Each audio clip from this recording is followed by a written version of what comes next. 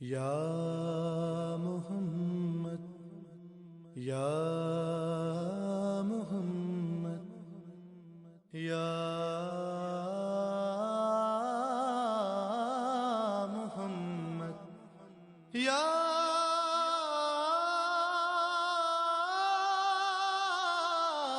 ये एक ऐसे करीम जश्न का इज्तिमा है कि अगर उसकी ज़ात ना होती तो सिर्फ ये इज्तिमा नहीं, कायनात में कोई भी इज्तिमा ना होता।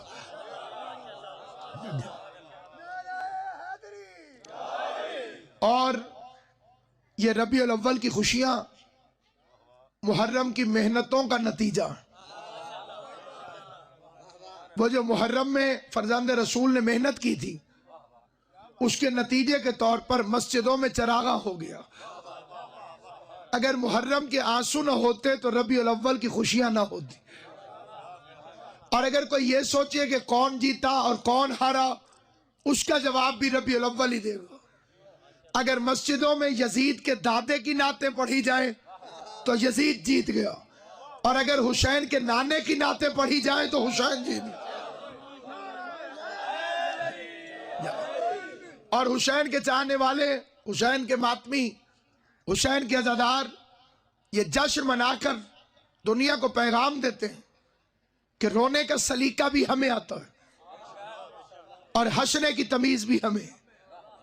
मेरा आप हजरात से ये खिताब और ये गुफ्तगू मुख्तसर है कि मुझे शोहदा के चहलों में रावलपिंडी पहुंचना है, लेकिन मैं जो बात अर्ज करना चाहता हूं उसके लिए बड़ी तवज्जो चाहता हूं कि मेरे पैगंबर का टाइटल है कुरान में रहमतल लिल आलमीन।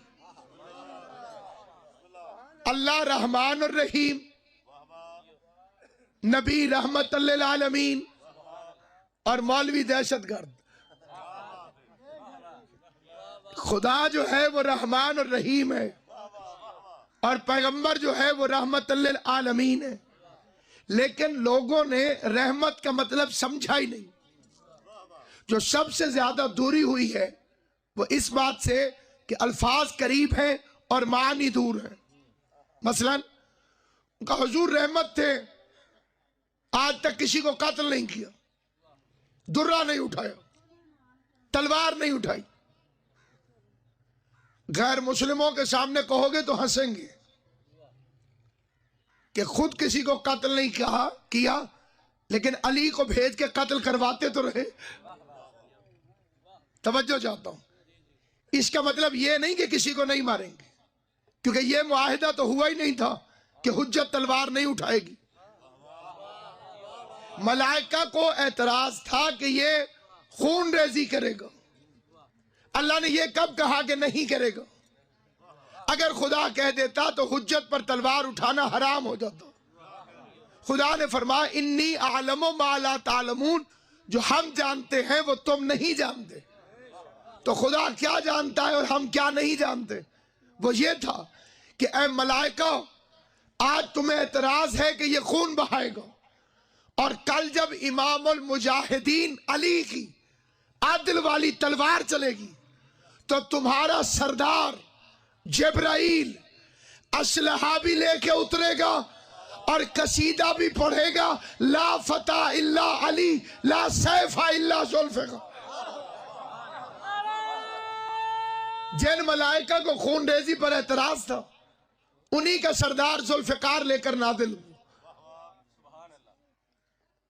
रहमत से मुराद ये नहीं आपके इलाके में एक बदमाश शरीफों का जीना हराम कर दे और साहिब इख्तियार उसे कुछ न कहे।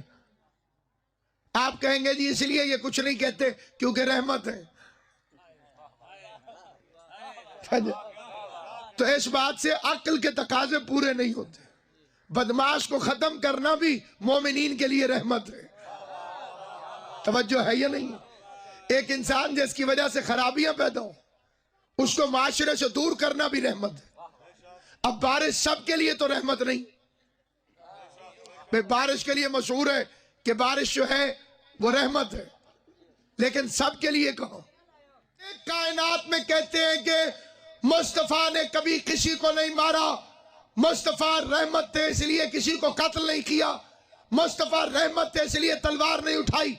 मैं मजहब अहले बैत के मिंबर से अदना सा जाकिर हुसैन होने की हैसियत में बावाज़े बुलंद उन्हें बताता हूं कि नबी तलवार तो तब उठाते अगर अली उठाने देते। अली ने किसी को नबी तक पहुंचने ही नहीं दिया।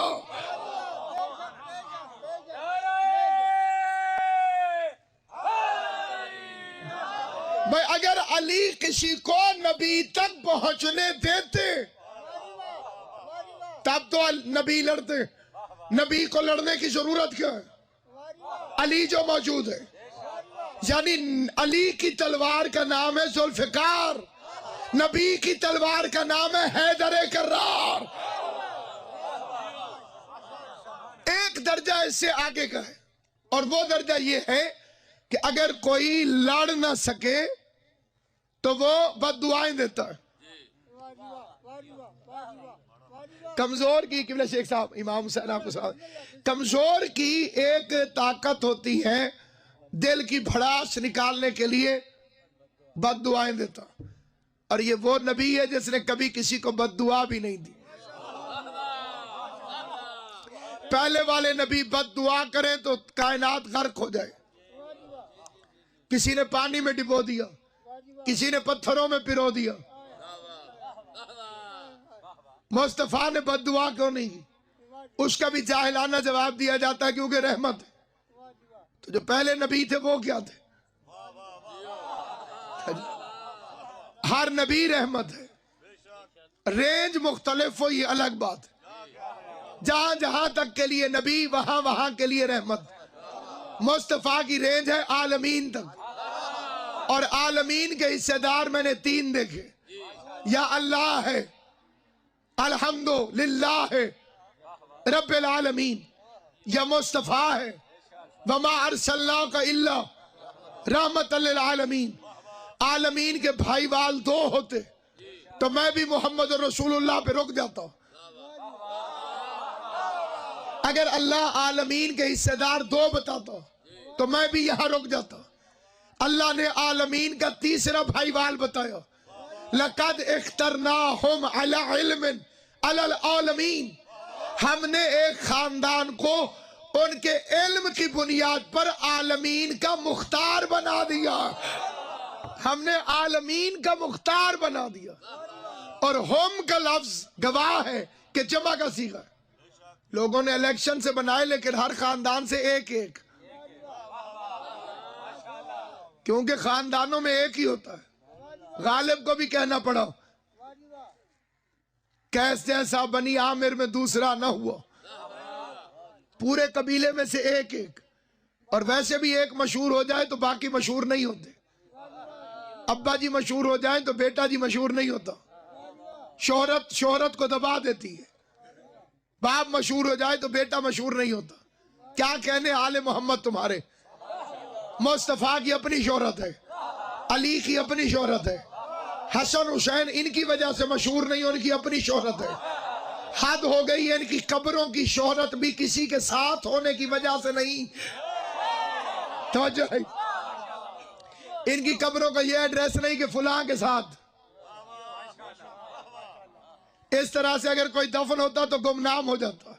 ये जंगल में गए तो मोहल्ला बना दिया, मशहद में गए तो मुकद्दस बना दिया, काज़मैन में गए तो शरीफैन बना दिया, नजफ में गए तो अशरफ हो गया। ये शोहरत में किसी के मोहताज नहीं। वमा अरसलनाका इल्ला रहमतल लिल आलमीन। क्यों बद्दुआ नहीं की? पहले ये वजह समझिए कि जिन्होंने बद्दुआ की उन्होंने क्यों की। उन नबियों ने जो बद्दुआ की, उनकी बद्दुआ के बाद अल्लाह ने फौरन एक्शन नहीं लिया बल्कि मोहलत दी।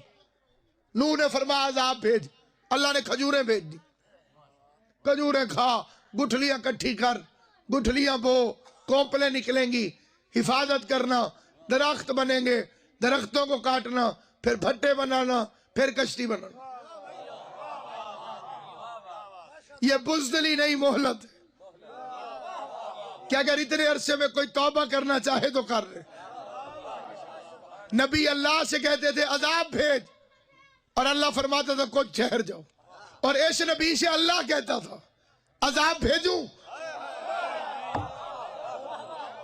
और ये पलट के कहता था अभी ठहर जाओ, इन्हें मेरी मार्फत नहीं। सामाईन गिरामी, पहले वाले नबी इसलिए बद्दुआ करते थे कि उनकी दलीलें खत्म हो जाती थी। माबूद दलीलें खत्म हो गई, अब समझाने के लिए कुछ बाकी नहीं, अजाब भेज।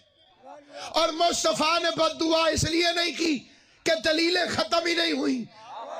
नबी जानते थे मेरे बाद अली समझाएगा, अली के बाद हसन समझाएगा, हसन के बाद हुसैन समझाएगा, ये मेरे 12 बारे समझाते रहेंगे। और जब 12वें की बात भी इन्हें समझ में नहीं आएगी तो फिर अजाब बनकर कयामत नाज़िल हो जाए। यानी जितना बड़ा नबी उतना बड़ा अजाब। वो रहमत लिल आलमीन है, सारी कायनात के लिए रहमत बनकर। उसने 2 शहरों में जिंदगी गुजारी, एक मक्के में, दूसरा मदीने में। मक्के में अकलियत, मदीने में हुकूमत। मक्के में अकलियत में, मदीने में हुकूमत में। अकलियत में रहे तो कैसे रहना चाहिए वो भी सिखा दिया, हुकूमत मिले तो कैसे रहना चाहिए वो भी समझा दिया। मक्के में औरत कूड़ा फेंकती है, वो फेंकती है ये तारीख में लिखा है। हजूर पे गिरता था कोई साबित नहीं कर सकता, सलामत हो, क्योंकि ये है अनकुमुर रिज्स, रिज्स के करीब नहीं आ सकता। इसलिए सामईन गिरामी कर वो कूड़ा फेंकती थी, ये हकीकत है। हजूर पर नहीं गिरता था, ये कुरान है। एक दिन नहीं आई, परेशान हो गए और पूछने लगे कि वो कहां गई। पता चला बीमार है, पूछने चले गए, अयादत करने चले गए। उसके मशकीजे में पानी भरा, उसे दवा ला के दी, कुछ रकम उसके तकिए के नीचे रखी। जाते जाते कहने लगे मैं अली को भेजूंगा, कोई और जरूरत हो तो बयान कर देना। मैं अर्ज करूं या रसूल अल्लाह, अगर वो कूड़ा फेंकती थी तो आप गली बदल लें, आप वो गली छोड़ दें। अजब नहीं, हजूर फरमाए जो हक पे होता है वो रूट नहीं बदलता।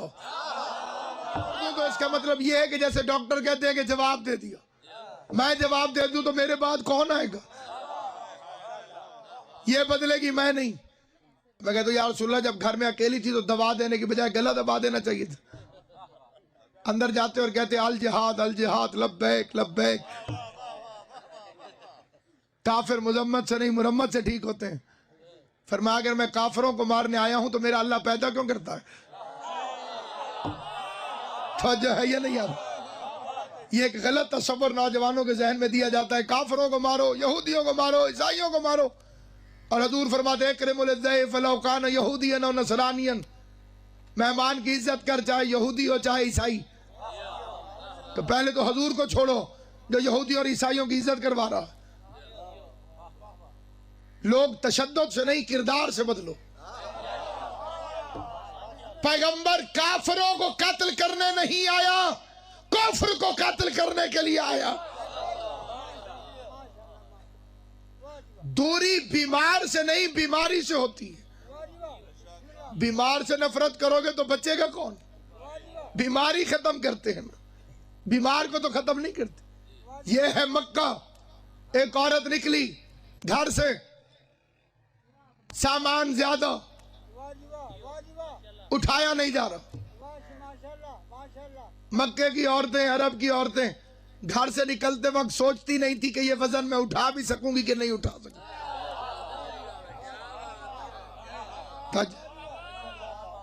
जरूरत से ज्यादा वजन उठा के चल पड़ी। आका नामदार से मुलाकात हुई।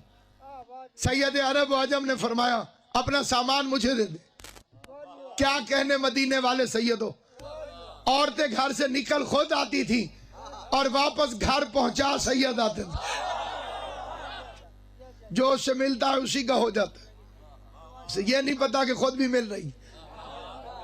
तुम अच्छी माँ बाप के औलाद हो, तुम्हें नसीहत करती हूं कि उससे बचे रहना। बस 6 महीने गिरामी, यह है मक्का। अकलियत में रह के हजूर की जिंदगी। मदीने में हुकूमत आ गई। वो शायर पकड़ा गया जो हजूर के खिलाफ शेर कहता था। मक्के में वो मुशरिक शायर हजूर के खिलाफ शेर कहता था और ये दुश्मनान रसूल उसे वाह वाह कहते थे, इनाम देते थे। मदीने के बाहर से गुजर रहा था, कुछ सहाबा किराम खड़े थे, उन्होंने उसे रंगे हाथों पकड़ लिया, हाथ पांव बांध के रसूल के सामने फेंका। आका पकड़ा गया। ये वहां भी मुझे बहुत गुस्सा चढ़ता था, लेकिन कुछ कर नहीं सकता था। आज हम पकड़ जाए, इसकी सजा बताएं। हजूर ने उसे देख के कहा, इसकी सजा ये है कि इसकी जबान काट दी जाए। बड़े बड़े बुजुर्ग आगे बढ़े। हजूर ने, तुम भी नहीं, तुम भी नहीं, तुम भी नहीं। अली कहाँ है? हकीम साहब अली ने कहा, लब्बैक अली, तुम इसकी जबान काट दो। तारीख कांपने लगी। ये वही है जो मक्के में पत्थर मारने वालों को दुआ देता था, कांटे बिछाने वालों के साथ इजाजत करता था, अपने खिलाफ बोलने वाली को घर छोड़ के आता था। और आज हुकूमत क्या मिली? रंग ही बदल गए। दुश्मन पकड़ा गया तो कहते हैं जबान काट दो। अब सुनिए, अली उसे लेके बाहर चले, पीछे मजमा चला। मेरे मौला का ही फरमान, ऐसे मौकों पे बंदे इकट्ठे हो जाते हैं। अली फरमाते हैं, तुफ है उस हजूम पर जो तमाशा देखने के लिए इकट्ठा हो। तमाशा देखने के लिए लोग जल्दी इकट्ठे हो जाते हैं। अमीर अल मोमिनीन उसे शहर से बाहर लेकर गए। बाहर पहुंचते ही अली ने उसके हाथ खोले, अपने मशकीजे से पानी बहाया, उसके हाथ धुलवाए। इतने में इमाम हसन खाना लेकर आ गए थे। मेरे मौला ने उस शायर को खाना खिलाया। जब उसे खाना खा लिया तो अली ने अपने घोड़े पर बिठाया, 2000 अशरफियां दी, तलवार निकाली, कहा मैं इन्हें रोकता हूं, तू भाग जा। अब ये कोई उनके दिल से पूछे जिन्होंने पकड़ा था। वो पकड़ के लाए, अली ने भगा दिया। पहले तो उन्हें बड़ा गुस्सा चढ़ा, फिर थोड़ा सा इत्मीनान हुआ, चलो शिकायत का कोई मौका तो मिला।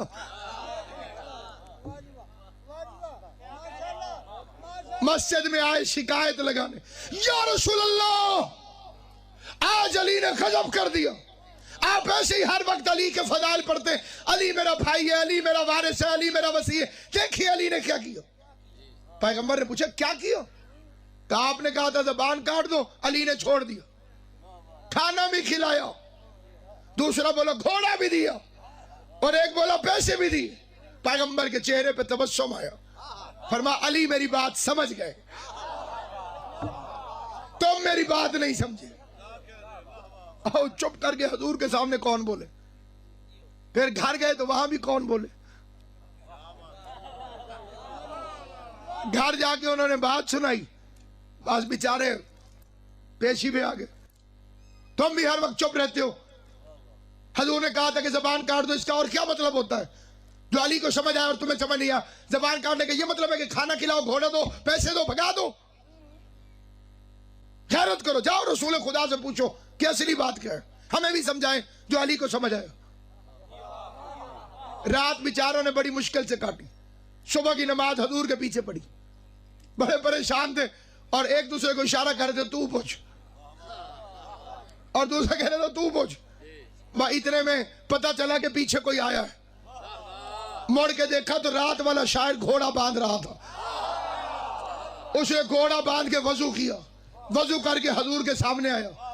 पहले पहले पांव चूमे, और पांव चूम के उसने जेब से एक पर्चा निकाला।